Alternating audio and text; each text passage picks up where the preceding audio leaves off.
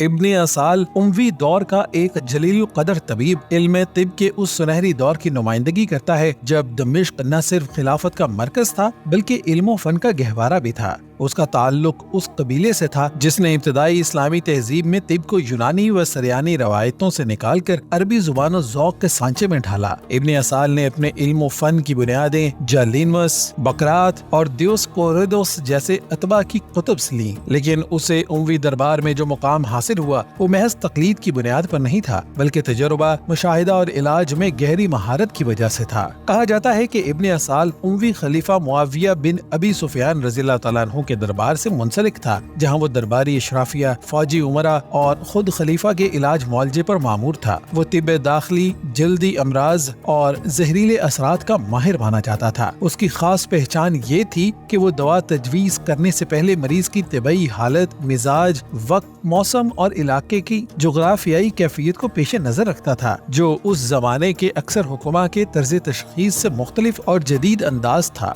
ابن اصال صرف معالج نہیں بلکہ طب کا مفکر بھی تھا۔ اس کی تحریریں اگرچہ مکمل محفوظ نہیں رہیں لیکن مورخین کے اشارات سے معلوم ہوتا ہے کہ وہ دوا سازی اور مرکب ادویات میں مہارت رکھتا تھا۔ دمشق میں اس نے جو دارالشفا قائم کیا وہ صرف علاج کا مرکز نہیں بلکہ تدریس طب کا ایک مدرسہ بھی تھا، جہاں طلبہ کو یونانی طب کے متون عربی میں پڑھائے جاتے اور مقامی تجربات کی روشنی میں اس پر بحث کی جاتی۔ ابن اصال کا معاصرہ ایک اور نامور حکیم ابن ابی رمیسہ تھا جو دمشق میں اپنی طبی مہارت کے سبب معروف ہوا۔ اگر ابن اصال اموی دربار کی نمائندگی کرتا تھا تو ابن ابی رمیسہ شہر دمشق کے عوام کا محبوب طبیب تھا۔ اس نے طب کو شرف خدمت کا درجہ دیا اور اکثر بغیر معاوضے کے مریضوں کا علاج کرتا۔ وہ جڑی بوٹیوں، خاص طور پر شام کی مقامی نباتات سے دوائیں تیار کرنے میں مہارت رکھتا تھا۔ اس کا ماننا تھا کہ ہر بیماری کی دوا فطرت میں پہلے سے موجود ہے، صرف حکیم کی آنکھ میں تلاش کی بصیرت ہونی چاہیے۔ ان دونوں اتباع کے درمیان ایک خاموش نسبت بھی تھی۔ ابن اصال جہاں شاہی معیار اور علمی تسلسل کا نمائندہ تھا،